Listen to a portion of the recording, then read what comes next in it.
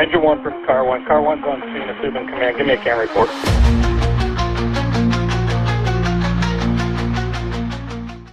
What's going on, everybody? This is Mike Goldstein. Stickers of the CAN report. Nozzle Tov, everybody.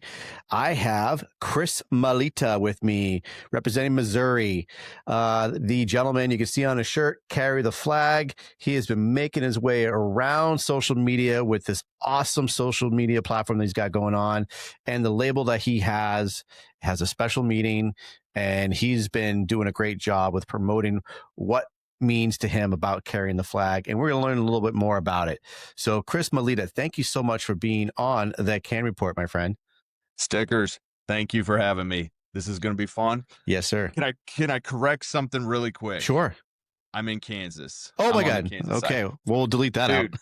Literally, we had our concert at Hero Salute Project, right? And one of the bands gets up there, just like all the commercials, everything you see. He goes, "Man, it's great to be in Kansas." And he kept going on, and I look at him, I'm like, we're actually in Missouri right now. We're right on the border. I'm like, okay. We're in Missouri, man.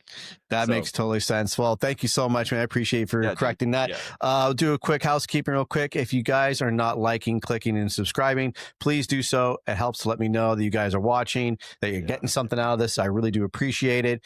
And I just want to give a shout out to people also who've messaged me on saying how much my story and my experiences and things I've gone through has helped others. I just had a gentleman recently reach out to me and tell me how much he really appreciates me talking about the background that I've had, and I really appreciate that. So if you guys are getting something out of it, let me know. Shoot me a message. I'd love to hear about it and know that what we're doing here is making a difference. So Chris Maleta, thank you again so much. Carry the flag, being on the show. Let's get into you, my man. Tell us something about you. Okay. Where do you want me to start? You want me to start at the very beginning? Start at the very beginning. Like the inception. Yeah. So, I'll go through a long story short. You know, my grandfather was my hero, and he was the one, pretty much the only, I shouldn't say only reason, the biggest reason of why I became a firefighter. So he got on the department right after World War II. I mean, dude, he retired in 1979. I think, what was it? He got on in like 1949, if I'm right on that.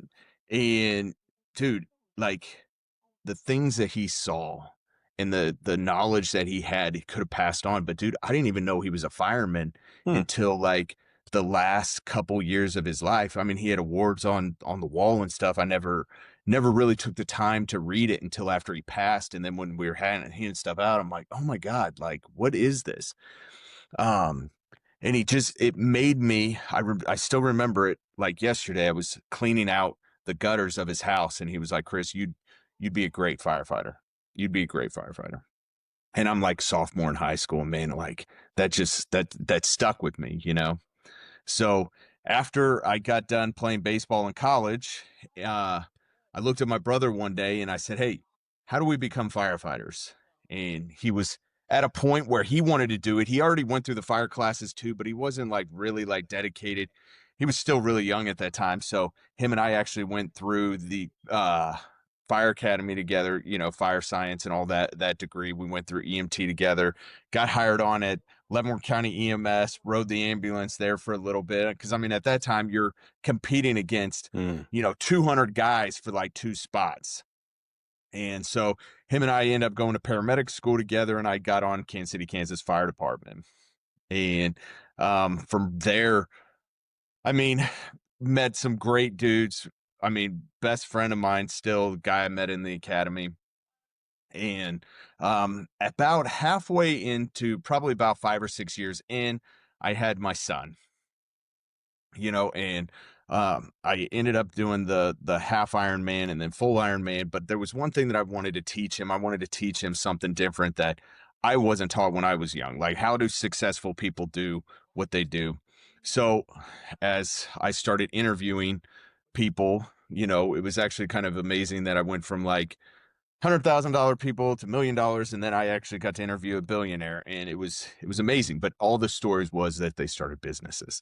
And so, being a firefighter, we have a lot of time on our hands. So on my time off, I was like, you know what, I want to start a business. But I didn't want to go to like the traditional, hey, I'm going to go cut grass, or I'm going to paint houses or remodel houses. I wanted to do something different. So I wanted to start a brand. I wanted to start, something that meant something, but I had no clue what I was doing, working at the department and then getting off that day and having that day to, just do stuff. And so long story short, I've started kind of dabbling around one, clothing brand to another, to a YouTube channel, to another clothing brand. And then last September 11th, sorry, let me rewind there.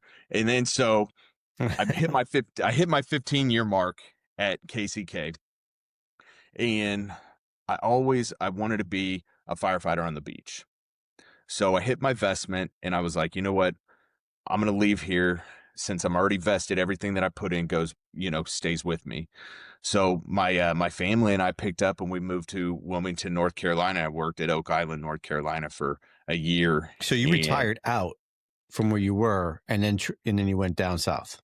Yeah. So I didn't necessarily retire, because you can't start the retirement until a certain age. So that's, man, dude, like going through it all, I've learned a lot about it. Now I kind of forgot all about it now. It's a lot to remember, man. Dude, because that's what I thought. I was like, hey, man, like I can start drawing retirement. And they're like, no, you can't. Like, yes, everything you paid in stays with you, but you don't get it until, you reach a certain age. So went down there, dude. Great guys I worked with, awesome relationships built. I will always remember them. It was awesome. My first day out at Oak Island, or like my first rotation at Oak Island, I remember my captain at that time was like, hey, there's reports of this 10-foot alligator out in the surf. And he shows me pictures of it. And I'm like, hold on a second. You guys have alligators here too? I'm like, okay, like I thought we were too north for it, but no, like Oak Island, North Carolina, and the Carolinas, obviously there'll be alligators. And sure shit is like, dude, this is a gigantic alligator out there. So also on that rotation, on a little not very good side of it, my brother calls me. He's like, hey, aren't you in Oak Island, North Carolina? I was like, yeah. And he was like, dude, I'm watching Shark Week. And they had 2 shark attacks like 5 years ago that like took off a couple kids' arms. Like it was bad. Yeah. I'm like, yeah, that's where I'm at. So I look, not my captain at that time, but another captain that I ended up going under actually ran those calls that year. So shit. Crazy. One thing that you learn when you travel halfway across the country is we all run the same calls, just different area.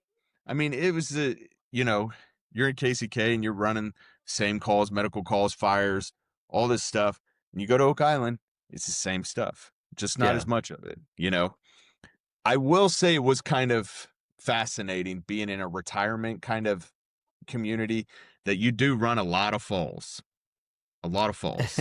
Gravity seems to let go when it's around those communities. It's amazing. Yeah, it was kind of crazy. I remember one of the guys I worked with here at KCK was like, hey, man, enjoy picking up grandma and grandpa off the floor, And I'm like, okay, like really? No, dude, it was right. When you get to like a retirement area, it was like, it was crazy. Yeah. And it's always like at 4 o'clock in the morning. They just, for whatever reason, gravity then ceased to exist at 4 o'clock in the morning. Every call was a stair chair. Yeah. Every call. I'm like, I hate that freaking stair chair. You know, I was very happy when I finally was able to master the chair. I still fight with it though. I fight more of I definitely fight more with putting it back in. There's times I fight with putting it out, but there's definitely times like I'm swearing at this fucking thing to get it into the ambulance, because I don't know why. I'm going to go on my tangent. I don't know why we make our ambulances to have these tiny little compartments for the stair chair. I don't understand it. Something that we use so often, and something that's kind of heavy, and then we cram it into this little tiny little crevice, and then we got to try to pull it out, and then you got the nader bolt that's like right there, so you get the track stuck on it, and it pisses me off. That's my tangent. And then trying to put that fucking thing back in because you don't do it just right, and like I know there's people watching me like having a great time, like what is that guy doing, what is he yelling at? Like I hear him and shoving it, and I'm swearing at it, I'm kicking at it, and just. Well, then you go to try to thing. shut the door, and it starts like falling out. And you're like, hold it, and yeah. That's I hate that thing, dude. And I mean, majority of the houses were on stilts, so every single. Oh, I was like, ah. So when they would be like, "Yeah, we have a little elevator," it'd be like, "Yes." But yeah, man, it was definitely crazy there. Going from KCK to inner city stuff to now you're at Oak Island. But cool thing is I got to run a couple fires there too, which was actually kind of cool. It was like, all right, man, now I got to fight fire in Kansas. Now I got to fight fire in North Carolina. Really cool. One of the really cool things that happened when I was there was there's a island right across from Oak Island called Bald Head Island. And so they have a mutual aid agreement with Oak Island that if anything big happens, that we go down to the Coast Guard, throw our stuff on the Coast Guard boat, and then they will take us over to help fight the fire. Well, one night, it's probably midnight, one of the big, and on Bald Head Island, there's only like a lot of mansions and stuff. It's a pretty high, wealthy area, and one of the mansions goes up on fire, man. And they call us. They didn't call me up because I was on the other side of the island. They called the other station to go man it. So they went to the Coast Guard boat, threw their stuff on, went over. As I was going to fill that station, because I'm a paramedic, going over the bridge, you could see the glow over on the island. And it was like, oh, man, that would be a really cool one to be on right now. Like, how many times you get to go on a Coast Guard boat over to help?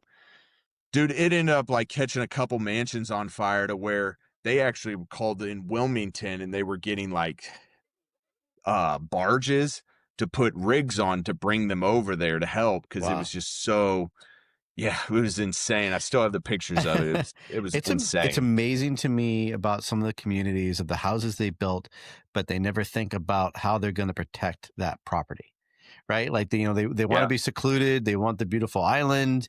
They want the really long driveways, and they don't understand that like now we can't get water where we need it quickly, or like, especially in our neck of the woods, or like up north in New Hampshire, like we have some really secluded residences, and those driveways are wicked long and they're not paved. And then we have to try to maneuver our trucks through these long, windy driveways where we can barely fit a ladder truck in there. Now, how are we going to get hoses and everything else? So just amazes me, like these big, beautiful communities, but they're not protecting these multi-million-dollar homes because they don't care.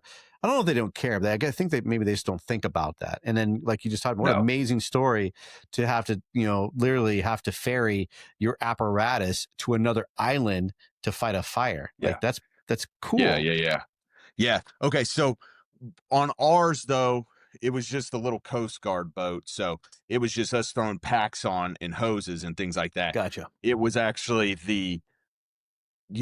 once it started going really well, that's when they were like, hey, how do we get more rigs over here? And that's when they were bringing the barges and stuff to bring it down to help. But dude, it was crazy. And yes, I do remember not vaguely, but I remember there was these two gigantic houses on the island that they actually have a little bridge to go over to these houses. When it's not rated for our rigs to go over them. Yeah. And they don't have any dry standpipes, nothing. And so, like, we're just like, okay, so if this thing goes up, I mean, we're hoofing a shit ton of hose over there to try. But, I mean, these are gigantic houses. And then you have the wind coming off the ocean. Like, I mean, dude, it just never a not windy day on the island. So, I mean, it's just like, it just fires them up so much. So, but yeah, it was definitely a cool experience. That's awesome. I'm going to backtrack real quick. You kept saying that you interviewed a lot of people. What were you doing as interviewing people? What did you have a job that you were doing, something like that? I would be somewhere and I would be like, hey man, this guy seems successful. I'd ask him, hey, what do you do? So you were doing your homework of trying to develop your business model or how they're becoming successful and how you could also get to the point of doing that. That's cool. So you had no fear of like trying to find out the secret. Oh, I mean, I definitely had fear. I mean, it's definitely very nerve-wracking talking to somebody or approaching somebody and then them actually saying okay, and then going to a meeting, and you're like, but being humble also, like, these guys want to tell you their story. They want to tell you their story. They don't get to tell you their story. So it was very eye-opening. And I will say the more success that they had, they were just on a whole different level.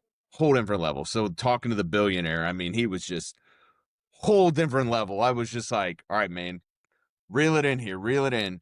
And I said, hey, in and off, it was like, what is the one piece of advice you would give an entrepreneur starting up?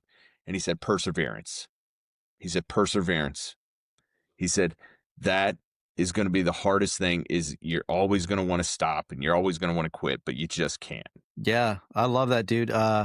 That's key, man. It makes me think of the conversation I actually had with Corley Moore. We had a nice chance meeting in an airport. We had a great conversation. I asked him like the keys to what's the lessons of life, right? Like, tell me, man, what's going on? How can I do something? And we're talking about what we do. And he says, honestly, consistency, perseverance. That's what you have to do. Stick with it. Don't give up. Just like you said, like there's going to be times it's going to be tough. You're going to want to stop. Don't stop. You're on this you're going to be plateauing, but keep going. Don't stop. And that's difficult, man. Like, and I think it's cool that they told you that. And I also got that same advice from somebody I look up to. And that's key advice. Who is it that you talked to? Corley Moore, Firehouse Vigilance, the weekly scrap. Okay. All right. Gotcha. Yeah. He's the man. He does, his podcasts are fantastic. If you look at the book behind me, the Book of Search, that's his baby, and it's filled with a lot of good information on firefighting tips. And and it's he teaches all over the place. And honestly, he's been a big influence and motivation for me. So shout out to Corley Moore. Thank you so much for always being a mentor to all of us. A little plug for him, but yeah, make sure you listen to what he's got. But yeah, that advice, like you said, like you're seeking out that material, right?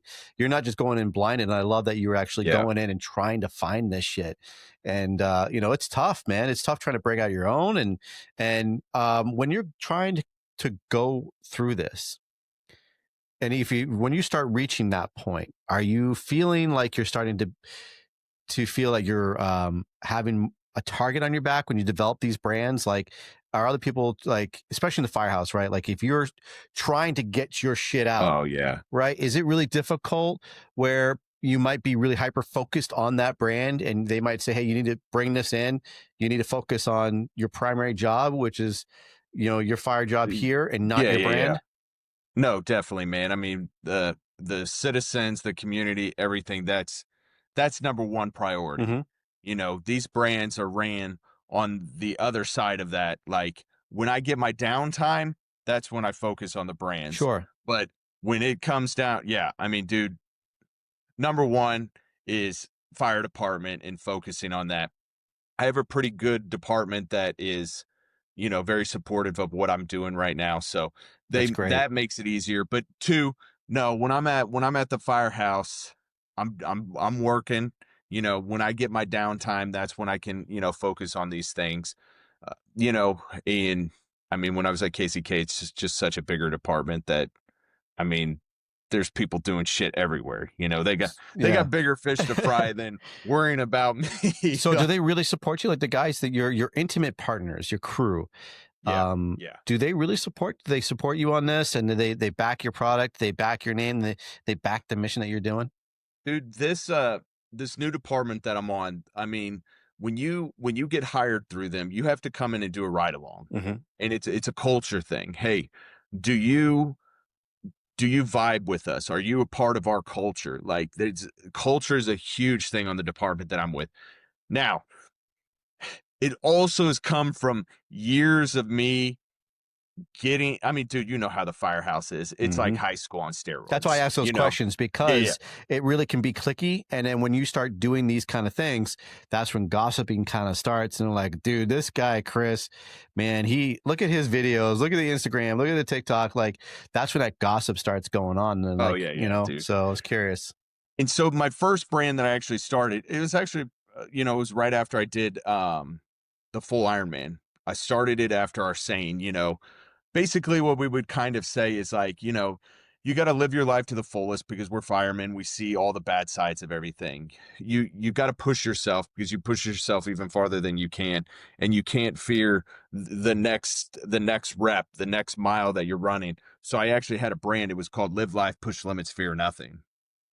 And yeah, I got a lot of like, dude, I was so young in my entrepreneur journey.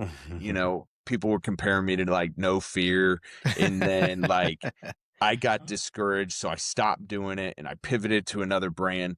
And it was just like, man, that brand could have popped off knowing the knowledge that I know now. And I mean, dude, in those relationships that I built during that brand, I still, I got that brand into the Kansas City Running Company here in town very quickly when I started it. And the owner and I actually became really good friends. And we still talk to this day.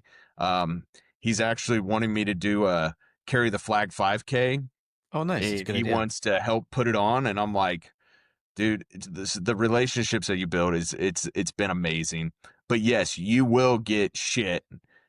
And I literally was just talking to one of the lieutenants yesterday. He said, "Hey man, if people are talking shit, then you're doing something right." Nice. And I was like, I freaking like that. I like that. Let's do it, know? I like that, man. So so you have this new brand then, and this seems to be something you seem to be very excited about, because I've seen this more, and I hear you talking about it more, and I've seen more promotions about it than whatever previous brands you had. Yeah. Why is this so important to you, and where did it come from? So dude, ever since I got on the department, KCK in the academy, my goal was I didn't want my captain to outwork me at a fire. So physical fitness has always been on, that's my thing. Like every morning I'm waking up, I'm there. When I very first started, it was like 9 o'clock, I'd be in the gym. Well, once I had kids, it was like 5 o'clock in the morning. I was in the gym so I could get it done before my kids got up. So like motivation in fitness has always been my number one thing. And I went through these brands. I mean, dude, like I went through Fear Nothing, or, Live Life, Push Limits, Fear Nothing, to Tommy Flames, to Dirt Life, to this.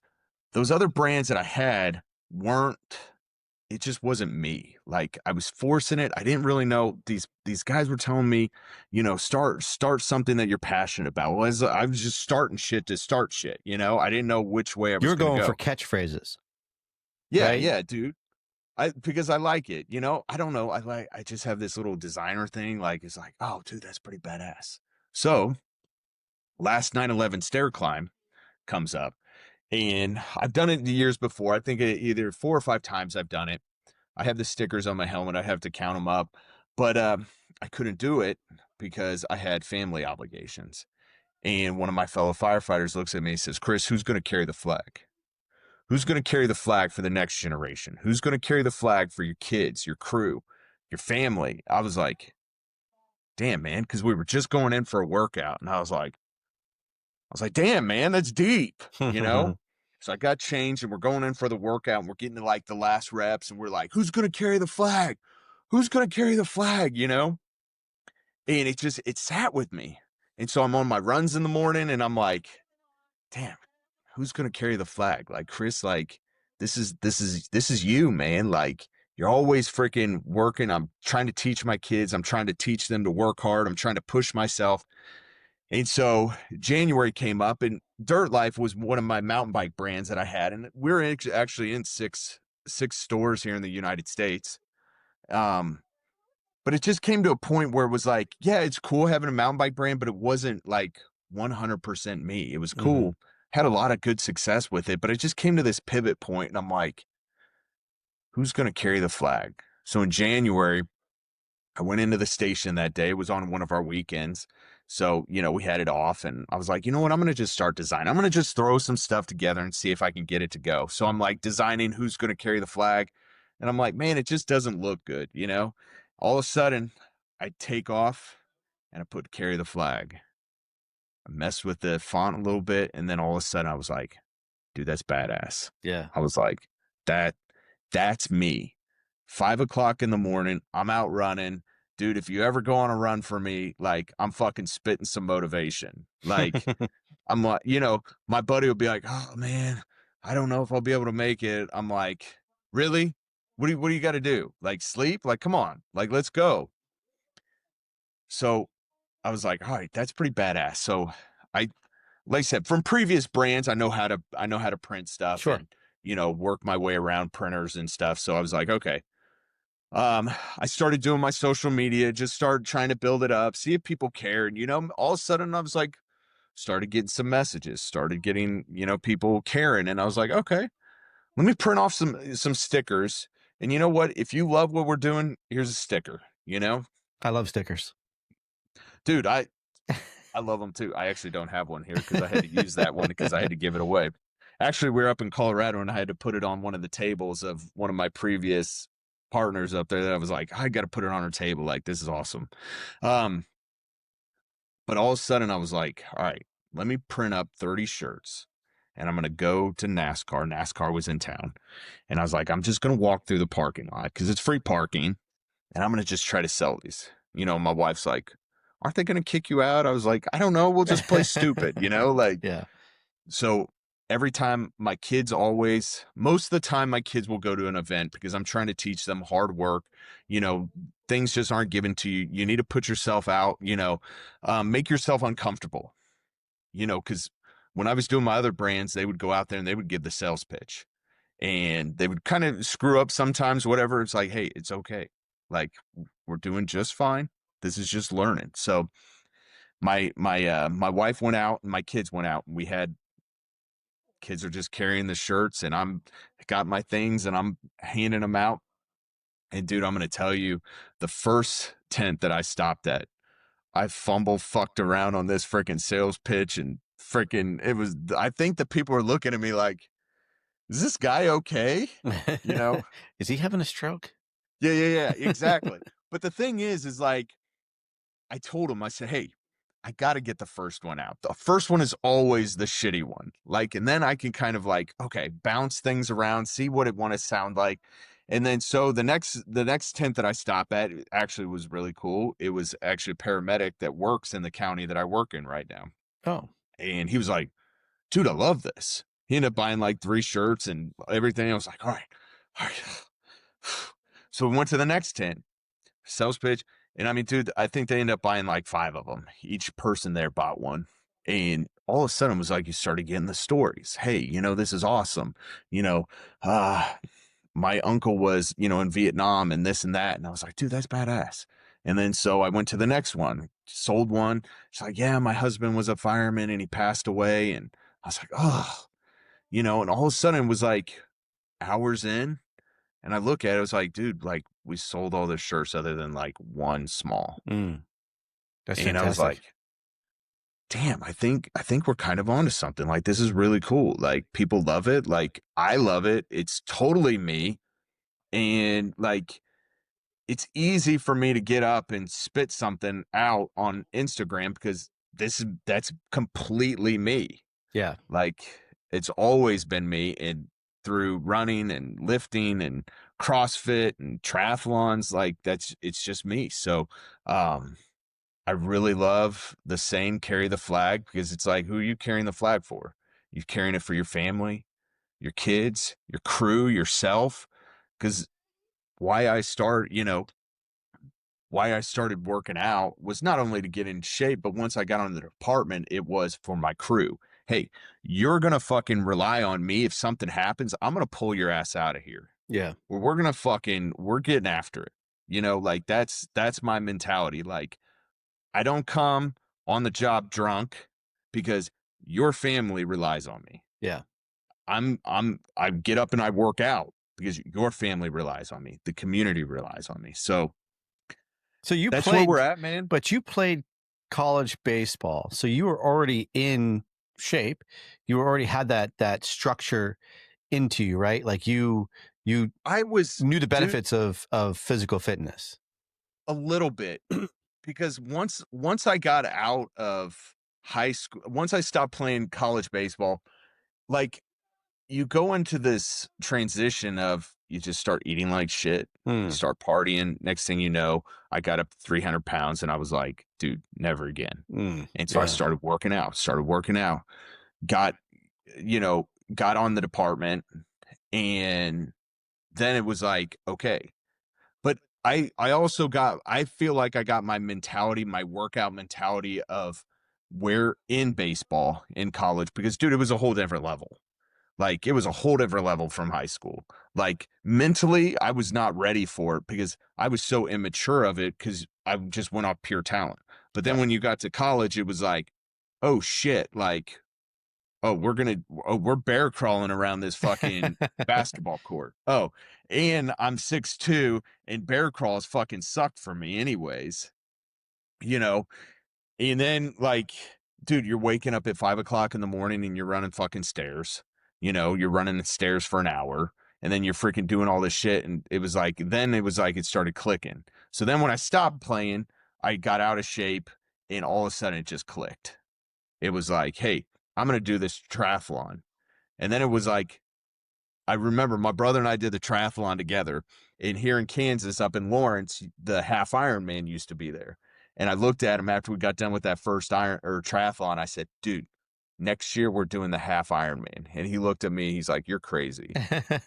And I was like, no, dude, we're going to do it. And come find out, he's a lot faster than me, and he ends up fucking beating me on it. Oh, no, I was like, shit. you didn't even want to do it. Now you're freaking, dude. My brother's a hell of a runner, man. He clicks. He's probably 2 inches taller than me and just a big dude, but he fucking runs, man. Did he play sports as well in school? He golfed. He golfed. He didn't really hit his like growth spurt until like after high school. Gotcha. Yeah. So and to go back way in the beginning that we were talking about, you said that your grandfather was a firefighter. Was he a career firefighter? Yeah. So and where was he on? He was at Kansas City, Kansas. He was actually deputy chief back in the day. So he retired out as deputy chief. Yeah. Did he teach you a lot about what this job means? No, did he ever talk about war stories and stuff? He talked about two. And it's actually funny that you say that, because I think it was like last week was the Southwest Boulevard fire. And it was actually in the Firefighter 1, or, the Fire Essentials book there for a little bit. I think it was the hazmat section. You know how like in the very beginning, it like tells like a little story of I wish I could look it up, but it was a Southwest Boulevard fire here. And Southwest Boulevard is right on the line of Kansas City, Kansas, and Kansas City, Missouri. So a gas tank catches fire, and they call both the crews, and I mean, it's just freaking blowing out, and the tank actually blew up. I think it killed 6 or 9 KCMO firefighters. The story, and it's cool because now that you say it, my cousin up in St. Joe was on the fire department. His dad was on the fire department, and his grandpa was on the fire department. So there's an age gap between our cousins. So he's 70. So his grandpa, I mean, dude, it was way back when he got on. I'm going to share a screen with you real quick. Yeah. And we're going to look at it. So here we go right here. These are the guys who perished in that fire. Yep. And there's actually a video of it on YouTube. And this is back. So this is talking about that. And that was reaches back through more than 75 years of pivotal moments. And yeah, that's crazy, dude. It was definitely a big fire and a very big history into that fire. So your grandfather was talking to you about that? Here you go. That's the video. My grandpa's actually in that video. Kansas City is one of America's most peaceful and beautiful large cities. Rarely does an incident of violence hurl Kansas Dude, I City watched this when we were in the academy, and I was like, but late in the summer of 1959, a spark touched off a raging inferno which killed 6 brave men and injured more than 6 100. firefighters. Some of the men you'll be seeing in the news coverage of this tragedy are now dead. This is a presentation of KMBC TV in Kansas City, Missouri.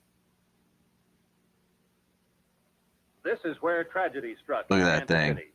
It's shortly after 9 o'clock, the morning of Tuesday, August 18th, 1959. The location, busy Southwest Boulevard on the Kansas side of the Missouri-Kansas line. This is what is left of the service station and both gasoline storage plants. Wow, look at all those lines in play. The fire has been raging for an hour. It apparently began when two men were loading gasoline into a tank truck on the service station drive. And look at those guys muscling that hose line there. The heat of the fire, combined with a fierce heat from the sun, made the fire line an extremely hot place. Dozens of fires. Dude, I don't even think they have bunker coats on. I was just saying they don't even have packs on, you know, because they didn't have that, right? Oh yeah, no. You're a pussy back then if you wore a pack. Fast enough to accommodate all the injured firemen. They had been carried away from their stations and placed in the shade. All right, so right here to the right, there's my grandpa. Right there to the right. The temperature right there in the corner. That was my grandpa.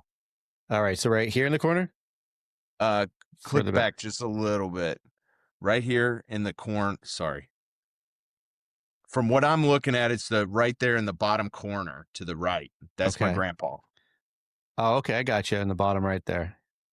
Yeah, that's crazy, dude. I know, dude. I'm watching this in the academy, and I'm like, dude, that's my grandpa right there. I was like, that's my grandpa. That is really cool. And so he talked about that with you, correct? So he talked about it because there was a story, and even my cousin was telling me the story the last time we went up and seen him, was it actually had him reported as he perished at that fire. It came across the news or the radio, and they heard it up in St. Joe, and then my grandma found out. So everybody thought that he was one of the firefighters, but ends up they had the wrong guy, and my grandpa just got burns on his back from it. So it's intense. I mean, 6 guys, man. That was insane. He talked about that one, and then he talked about falling through the floor of a fire once, but he didn't like. My grandma was actually shocked she never heard that story when we were there. But again, man, like when I found out when I was old enough, I was probably a sophomore in high school, and he passed when I was a junior. So there was a lot. I mean, dude, think about all the stories, man. Riding on the back of the tailboard and dude, I mean, 1949, I'm pretty sure that's when it was that he got on. So 79, that would have been 30 years. Yeah. Like, dude, so many. So one of the cool things is, you know, some of the guys that were on the department were rookies when my grandpa was still district chief and deputy chief. So they had some stories about some stuff, and I probably shouldn't share those stories on air, but we could do that some other time. But I think it's really great that it's unfortunate, obviously, that he didn't get to see it personally of you succeeding in the fire service community. Yeah. But I think it's really great to honor his memory to what you're doing now. And you're carrying on that mission, and like you said, carrying the flag of carrying on that mission and carrying the memory of your grandfather and what all those guys have done before you, and the ones who have perished in these crazy environments. And you're got an image, a logo that is not just a money making scheme. At least in my eyes, it's something that has meaning. And I think that's what we're trying to get at earlier, is that this is something that clicks with you because you are passionate about it. Because it has meaning not only to you, but actually a lot of people. And that's what's amazing about logos and designs is, you can go for catchphrases. You can go for things that are going to pull people's heartstrings. But if it's not real, if you don't have any kind of real pure emotion or personal attachment to it, I think it just becomes bland.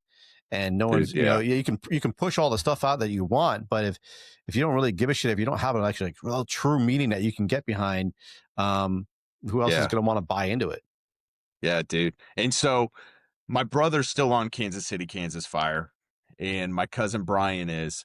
And so then there was me, and then my cousin Scotty. So there was actually 4 of us at the one time that were on. But right after I left, Scotty retired, and then my brother and Brian are still over there. So still pretty cool that there's still 2 Meletas over on the Kansas City, Kansas side. So that's very cool. But yeah, man, it was it's definitely one of those things where they do say in entrepreneurship or things that you want, just sit back and wait for something to come to you. And when my fellow firefighter said, "Who's going to carry the flag, Chris?" all of a sudden it was like, damn, dude, like this is that was deep. Like, and then on my runs, I'm like, dude, this is what I've been waiting for. Like, this is it. This is me. Like, this is my turn to carry the flag for the next generation, you know? Guys are getting on the department that don't know that 343 firefighters died on 9/11. You're absolutely right. Yeah. Blows me away. They weren't born. And, in their defense, people that aren't firefighters probably don't know 343, so it's not like their parents were firefighters that they're like, hey, there's 300. But if you're a fireman, that you're like, hey, that's a significant number. I mean, yeah, I'll catch it on my watch sometimes. 340, it's 343, and you're like, oh shit, Yeah, I do the same thing if I'm driving my truck. All of a sudden, it like, wow, that was a crazy number. I just happened to look down, and you kind of just clicks in your head that, hey, that's a special memory for all of us. Yeah, man. So, yeah, that's what we're kind of doing. I've met a lot of cool people along the way. I mean, I appreciate you having me up here, on. I hope I'm bringing enough energy and enough excitement for it. Yeah, man, absolutely. And I'm going to see what your logo's here so people can see it. Because I love what you got going on here. So carry the flag, Chris Maleta. Here's his website. It's pretty easy. Who is that handsome dude there? So carrytheflagusa.com is where you can find all of his material, and his beautiful face right there. He's got his mission on this page. And let's look at what you got going on for products. So you got you got an awesome trucker hat here. Yeah, and I love. Yeah, go ahead. Again, I do all the design work. I print. I do it all. Wow. So you do it like you have a shop for this, or? Yeah. So my buddy's dad had. You want me to go into that story? Man, we got some time, dude. So when I very first started this, I actually went to Facebook Marketplace, and there was somebody like selling a screen printer right down the road from me for like $200 or something. Maybe it was like $400, whatever. Or no. Sorry. I sold that to the person right down the road. I saw that there was a screen printer for sale out in Parsons, Kansas. It's like 3 hours from Kansas City. So I told my wife that day, I was like, hey, I'm going out to get this screen printer. We threw the kids in the truck. We drove 3 hours to pick this screen printer up, brought it all the way home. I put it together. And the next day when I tried screen printing, I'm like, I have not a clue what the hell I'm doing. So one of my buddy's dad actually owns a screen printing shop here in Kansas City. And I went down there. I said, hey, dude, I have no clue what I'm doing. Can I just go back there and talk to your guy and just figure out how to do this? It's like, yeah, go ahead. So went back there. Dude, there's so many steps. And I learned them all.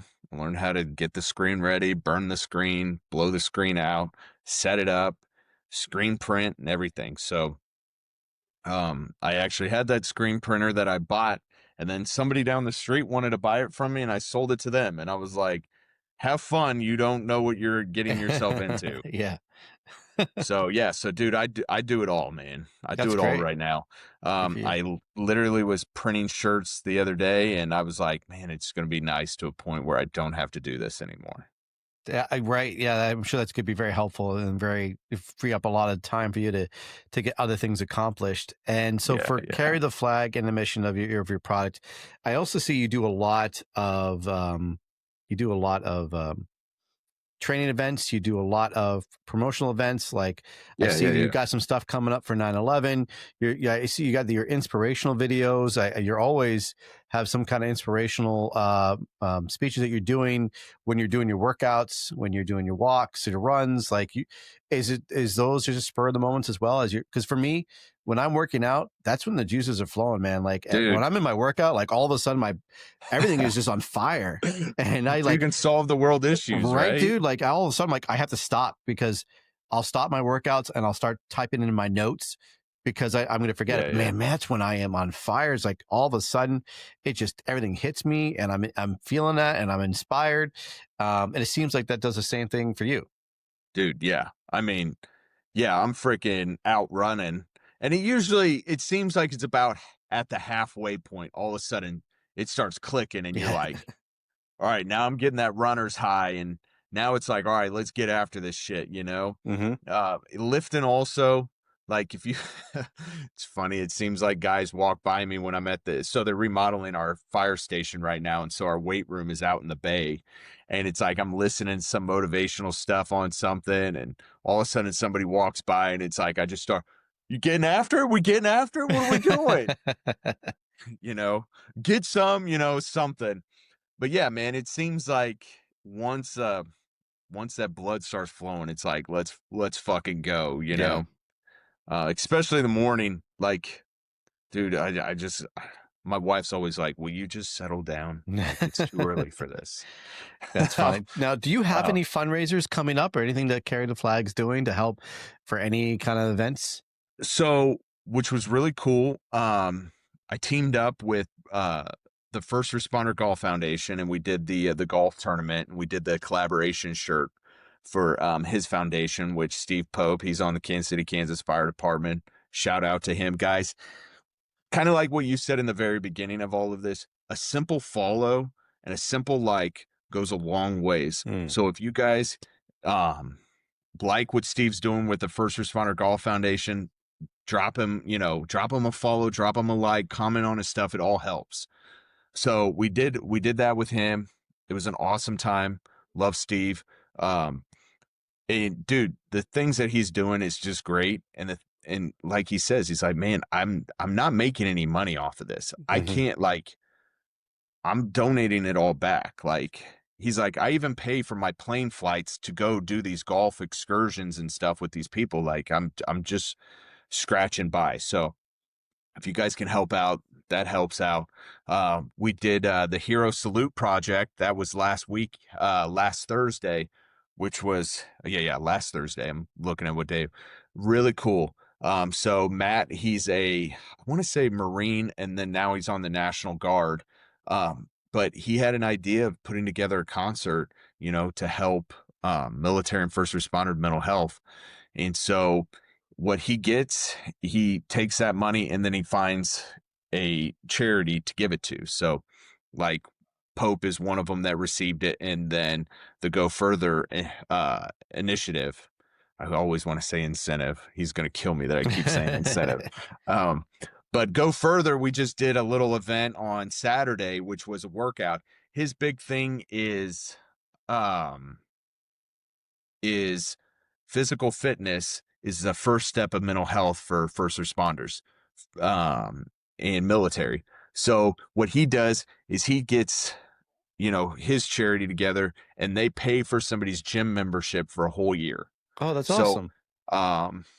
What I kind of like about that was, you know, it's just not one day, it's a whole year of getting you right. I think that it involves a trainer also. I was just going to ask that. Like, I could see a trainer being mixed in. That would be really key. Yeah. And so that was really cool. We've got more things lined up for that. And here next week, or on September 11th, I am going to be doing the 9/11 stair climb with Lexi J Wellness. And so her dad and brother are firefighters. She did a stair climb, and she was so inspired with it that she wanted to do one here in Kansas City. And she raises actually quite a bit of money. I think her goal is $60,000 this year to the SAFE Foundation, which is in Kansas City, Missouri.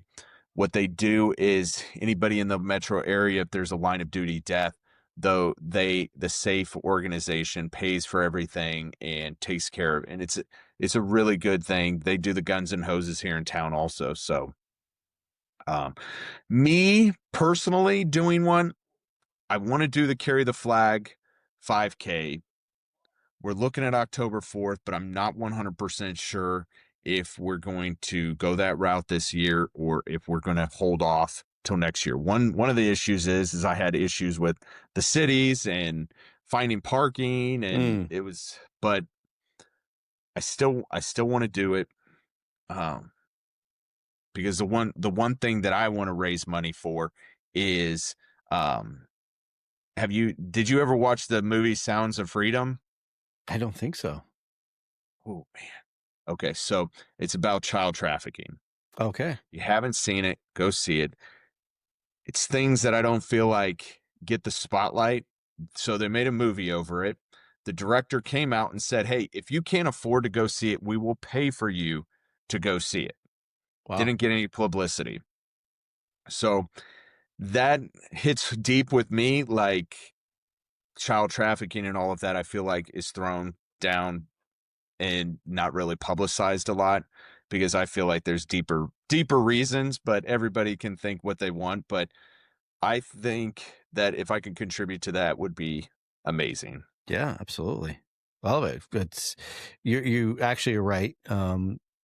They talk about it, but there's not a lot of movements for it, especially in our kind of our genre of things. Like we don't do a lot with that. And that's, man, that's cool. You're still helping people out. And that's, like you said, if you can gain more traffic and gain more awareness of it, that's key. So dude, that you do you, man. That's fantastic. I love to hear that. I didn't want to blacklist your show if it gets out that, but that's kind of what, what we have going, and those are passions, man. And I feel like that, I love my first responders and military, blue collar workers on mental health, but man, to get these kids out of some of these situations, I think would be great. And like I said, it's not publicized, none of it. So yeah, no, you're absolutely right, dude. Like you're obviously aware of it. You read up on the information and it's out there. And man, we're parents, so it's it's gonna hit us. So dude, I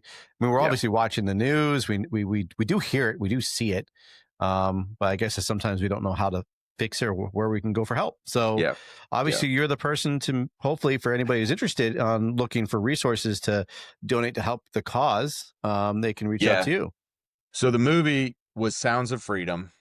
And I know that there's a charity with it, and I can't remember who puts it on, but I mean, dude, they're doing some good stuff. They're doing some real good stuff. Because I remember there's one of the guys that I got an opportunity to meet was the Iron Cowboy. And so his thing was he did 50 Ironmans in 50 states in 50 days. Wow. Yeah, it was incredible.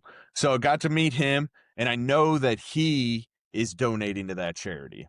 Oh, okay. So if you go to his website at the very bottom, I think it shows, and I'm like, dude, that's badass. I'm pumped that he's doing that. So that's very cool. I love it, man. Man. So you sounds like you're obviously busy. You've got your brand, you're doing a lot of fundraising, and you're helping other people out with their mission as well. Do you do anything outside of that? Is there anything that you like? Do you go to a lot of training conferences? Do you do or what? Maybe just what do you do like outside of this? Right? Like there's got to be a break as well. Right. Yeah, you need to take care of you. So what do you do outside of this? I work on my brand. People are like, no, seriously, man. What do you know? Like, you don't understand. Like, it's 100% all the time. Now I do like to travel. We take the kids. I think we just took them to Breckenridge, Colorado. Did a lot of hiking there. We love our hiking, but man, I'll tell you, I do a lot of ass kicking in that freaking hike. I'm like, hey, let's go up there. Let's go over here. Like, we like to go to the beach. I mean, dude, we lived in North Carolina. Like, the beach is one of our things. Like, I love going to that. So we try to take the kids. We try to get them to experience, every part of life, like going to the beach, going to the mountains. I do mountain biking, which my boy and I will go down to Bentonville, Arkansas, is the Mecca for mountain biking. So him and I will go down there. I will say, if you haven't ever rode an e-bike for mountain biking, it's a whole different ball game. I can only imagine, man. That's gotta be weird. Oh, it's amazing. Dude, I work out doing other things. When I'm mountain biking, I don't want to work out. Like, I want to go downhill. I want to, I want to hit jumps and things. Like, I don't want to work out. So do that. And I like to ski also. So we'll go up to Colorado during the wintertime sometime. And those are the things, man. I mean, and like I said, we're just busy with the kids. My daughter's got volleyball. My boy's got baseball. There's always something going on. But this also takes a lot of time, and I don't think people understand like how much time starting a brand, being on social media, doing this, doing that. I can emphasize with you.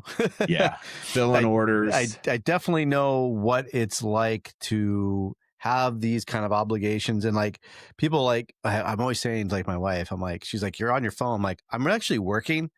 Like I'm doing things, like I got to get things out, and it does take up some time.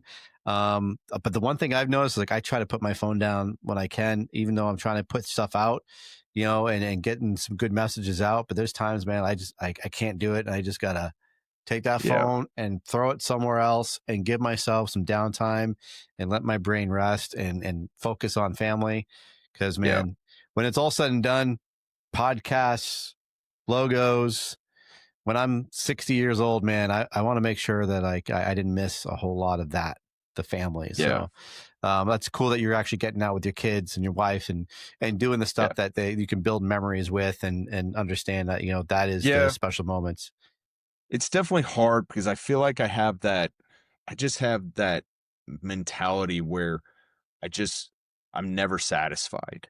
And it's funny because the owner of the Kansas City Running Company, dude, he's right there with us. Like, he's like, dude, I can't stop. I think it's just our nature. It's our personalities. Yeah. And it is hard because there is some times where I'm like, all right, I need to put the phone down, but got so many damn messages. If I put that phone down, like all of a sudden it's like, next thing I know, I got 14 messages and it's like, shit.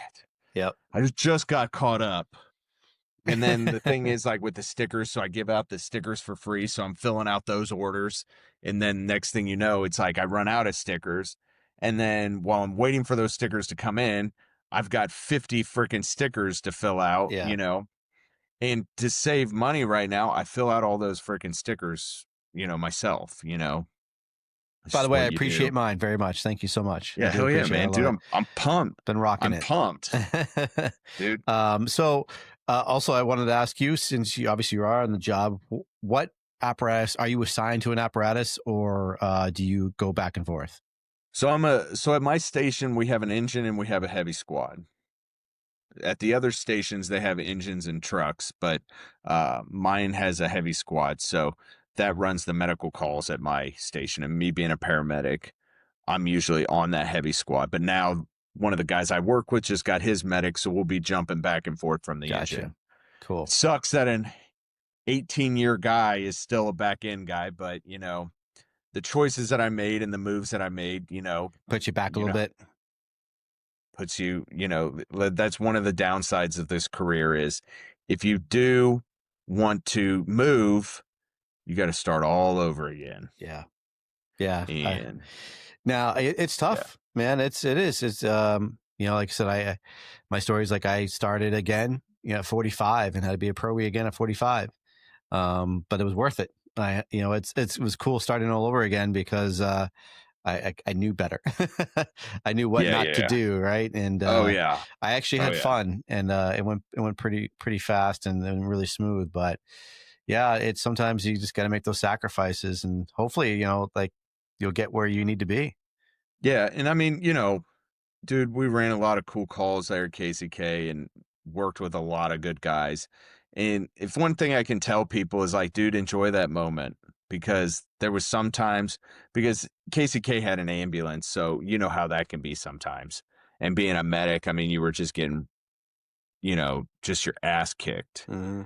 And now you look back and you're like, damn, man, like I didn't enjoy that time as much, you know, a lot of those guys and stuff. So, that's one of those things you definitely, like you said, dude, you snap your fingers and all of a sudden it's like, shit, it's been 18 years. I still feel like the new guy, you know, like you used to be the young guy on the department. I was like, shit, I was 21 when I got on, like, so yeah, it's all good. But that's just what I kind of try to tell people is like, hey man, enjoy it, because next thing you know, it clicks and you're like, holy shit, you know? Yep.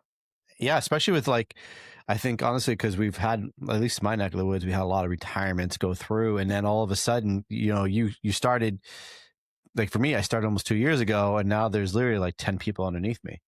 And it's like crazy how that happened. But it's just that's the way the world is. People aged out and new people coming in, and it's all of a sudden you look back and like, holy crap, I am the old person. I know, dude. How does that happen? There's my academy picture right there, like, yeah, it's crazy. But I will tell people, hey, it's the best job in the world. Yes, sir. I mean, not only are you helping the community and you're helping people, but I mean, what other job when you get called to do you get to go destroy shit? Right. Or, I mean, when you've got that fire just blazing and you're putting it out with a hand line, and you're going into this shit, like you get done and you're like, dude, did we just fucking do that? Like, that was badass. I mean, who else gets to do that shit? Yeah, you're absolutely right, man. I love getting dirty. I love getting, like, when it's a good ripper and there's good shit going on. When I walk away and my gear is just completely dirty, and I'm not talking about saturated in carcinogens, everybody. I'm just talking about like getting dirty and putting in work. Yeah. That's what I love. Don't say that. I love getting dirty. I don't like getting cancer all over me, but I do like getting dirty. And I love that means I put in work. When you see the guys, some other guys like might walk past you and they got nothing on them. Like, okay, you didn't put in work. Where were you? Yeah. But man, I love it. There's nothing, like you said, there's nothing like it. When you walk away and you're patting each other on the back because that was just a hell of a lot of fun. And like you said, when you blink and all of a sudden that was that moment you were just loving was 10 years ago. And then now it's it's now 20 years. So it happens fast. You got to enjoy it. And doing what you're doing, man, I think that helps a lot to help that memory, to help, again, to carry that passion. And honestly, sometimes stickers are just that memory where that helps you, remind you that to carry on that mission and to carry on that pride. Yeah. And I mean, so to rewind back when we were talking earlier, you were asking about my grandpa, but so I met one of my grandpa's friends. God, what was that? Probably 5 years after my grandpa passed.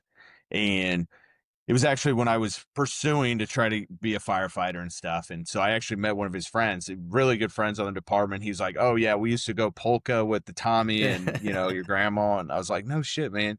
He looks at me, takes a puff of his cigarette. He says, you wear one of those SCBA things? And I was like, yeah, I wear an SCBA. Looked at me, goes, you pussy. I was like, oh shit, Jim. Wow. Like, yeah, dude. So that was definitely the old head mentality, like I was just like, holy shit. But it was cool hearing the stories and stuff. I mean, couldn't imagine, man. Yeah. No, and I really appreciate that. And that's, we just missed the anniversary of that. That was August 18th. That event happened in 1959. Rest in peace to those 6 brothers that passed away in that event. I really actually appreciate you bringing that to light. It's something that I never knew existed, and I hope it educated a lot of people, honestly, who are listening or watching. So if anyone's interested, look up the Southwest Boulevard Fire in Kansas City, August 18th, 1959. It's probably some really good information for a lot of people to understand and know what's going on. This was a wind-driven fire that had burning gasoline and all the bad stuff. And this is honestly some really good information to know about. So I really do appreciate you guys, you bringing that to light. And they have video of that gas tank going up and engulfing the guys. Damn. I mean, like I said, that was news back then, so they were rolling right there, and I mean, everybody's taking off, and that gas tank just goes, and so, yeah, wow, and that's that's these are those lessons learned too, and that's what's it's incredible about history because levees weren't a thing for them. They just go and rush in and put the fire out, and and they don't have that information, and all of a sudden that's when these things happen. Now we have that information so we don't repeat itself. And so there was actually another good one. I say good one, to a point, but one of my drivers at KC, Kansas, his grandpa and my grandpa worked together. His grandpa ran the Marriott Skywalk collapse in Kansas City, Missouri. It's another one that happened here was, it's a skywalk that walks from one building to the other over in Kansas City, Missouri. It's on the Kansas City, Missouri side, but they called KCK for mutual aid, and a lot of people, not firemen, but a lot of people got hurt on that. And his grandpa's job was to take people's last words. Oh, because they were stuck and they weren't able to get them out. And he said his grandpa didn't talk about it. I can only imagine. Yeah. Yeah. Wow. It was bad. Ooh, yeah, that's crazy, dude. I don't know how many passed on that, but it was quite a bit. Well, that's another, again, man, like history is crazy. And it's great that you honestly bring this up just so we can understand it, learn from it. So, we don't want to forget these histories. And honestly, I'll bring up, the book that I actually love reading. It's from FDIC that I got to take the class, 30 Fires You Must Know, Frank Lieb and Billy Goldfeder. If you haven't checked that out, Chris, I highly recommend it. When we're talking about history, they compiled 30 fires. Obviously, there's many significant events that happened, but they compiled these 30 events that they found to be important to educate people on. And it is a wealth of information. Their class is fantastic. And the book is very, very good. And it talks about the events, but it also gets first-hand accounts from the people who were there and the takeaways from that. So it's really important information. Like we talk about the history of these events so they don't repeat themselves. And honestly, it's also why we do these trainings. Like why do we do Blevy training and why do we do search training and why do we do RIT training and follow the hose line, the couplings and everything like that. It's because of these events. And that's why we have them, and that's why we should be learning from them. And again, give props to 30 Fires You Must Know with Frank Lieb and Billy Goldfeder. It is super, super helpful information and very detailed. So if you haven't looked into it, please do. It's when we talk about that history, that's some key information. Dude, I'll check that one out. That sounds pretty interesting. Absolutely. Well, Chris, I really appreciate you, man. This has been a fantastic time talking to you. I really appreciate it. I love what you're doing. I love the brand, the logo, the clothes. It's like simple, man. Like the stuff you created, it's super simple, but it's really impactful. And I love it. Well, dude, like I said, it hit me and I was like, damn, that's deep. And I was just like, man, if I think this way, there's got to be more that think this way too. Hey, and two, if you guys are listening, stop by, grab a free sticker.